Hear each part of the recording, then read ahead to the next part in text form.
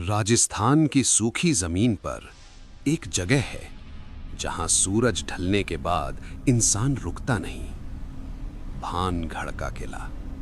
लोग कहते हैं शाम के बाद यहां रुकना मना है, पर हर कहानी को झूठ समझने वाले कुछ लोग होते ही हैं।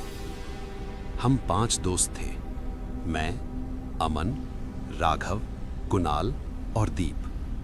हमें लगा ये सब सिर्फ अफवाह है और हमने डिसाइड किया कि आज रात सच देखकर रहेंगे। शाम के 5:45 सूरज धीरे धीरे पहाड़ियों के पीछे छुप रहा था। आसमान नारंगी से लाल हो रहा था। किले के अंदर एक अजीब सी खामोशी थी, न पक्षियों की आवाज, न हवा का जोर, बस टूटी हुई इमारतों की सर्दी। तभी दीप हंसकर बोला, रात को रुकते हैं तभी मजा आएगा। हम सब हंस दिए, पर उस हंसी के तुरंत बाद मैंने महसूस किया हवा अचानक ठंडी हो गई, जैसे किसी ने मेरे कान के पास से सांस ली हो। 6:20 सूरज पूरी तरह ढल चुका था और हम अभी भी किले के अंदर थे। तभी दूर से एक हल्की सी आवाज आई, चन चन चन, जैसे घुंघरू की हल्की झंकार। हम सब एक दूसरे को देखने लगे। यहां कोई और भी है? अमन ने धीरे से पूछा। राघव ने टॉर्च ऑन की और हम उस आवाज की तरफ चल दिए। पुरानी हवेली के अंदर अंधेरा इतना घना था कि टॉर्च की रोशनी भी कम लग रही थी।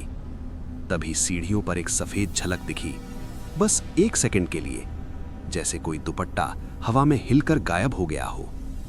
दीप ने तुरंत कैमरा ऑन किया, पर रिकॉर्डिंग में सिर्फ अंधेरा। फिर पीछे से एक आवाज आई, वापस जाओ, बहुत हल्की, जैसे हवा में फंसी हुई। मेरे हाथ ठंडे पड़ गए। 7:05 हम भागकर गेट की तरफ गए, पर गेट वहां था ही नहीं। रास्ता बदल चुका था, जैसे किला हमें अंदर ही घुमाना चाहता हो। अमन ने फोन निकाला, नो नेटवर्क, कंपास उल्टा घूम रहा था। दीप के कैमरे में स्टैटिक आने लगा। स्क्रीन फ्रीज हुई और एक फ्रेम में एक औरत खड़ी थी, सफेद कपड़ों में, सीधा कैमरा की तरफ देखते हुए।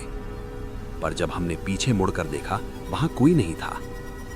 7:40 हवा तेज हो गई और किले के हर कोने से आवाजें आने लगी, रोने की, हंसी की, फुफकार की। तभी मेरे कान के पास किसी ने धीरे से कहा, सूरज डूब गया। मैंने तुरंत पीछे देखा, कोई नहीं, पर मेरे कंधे पर किसी की ठंडी सांस महसूस हुई। 8:15 जमीन हल्की सी कंपी, जैसे नीचे कोई चल रहा हो। दीप ने टॉर्च जमीन पर डाली और वहां गीली मिट्टी में नए पैरों के निशान थे। वो निशान हमारे इर्द गिर्द घूम रहे थे, जैसे कोई हमें सर्कल कर रहा हो।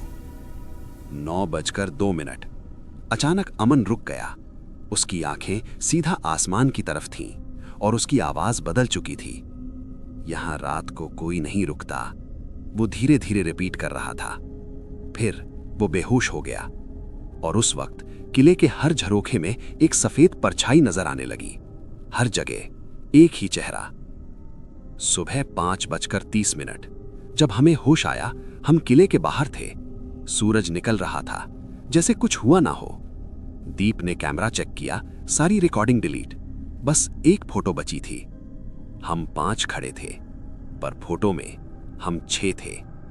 पीछे सफेद कपड़ों में एक औरत, सीधा कैमरा में देखते हुए। आज भी जब रात में भानगढ़ का नाम लेता हूं, मुझे घुंघरू की हल्की सी आवाज सुनाई देती है और एक फुफकार, सूरज डूब गया।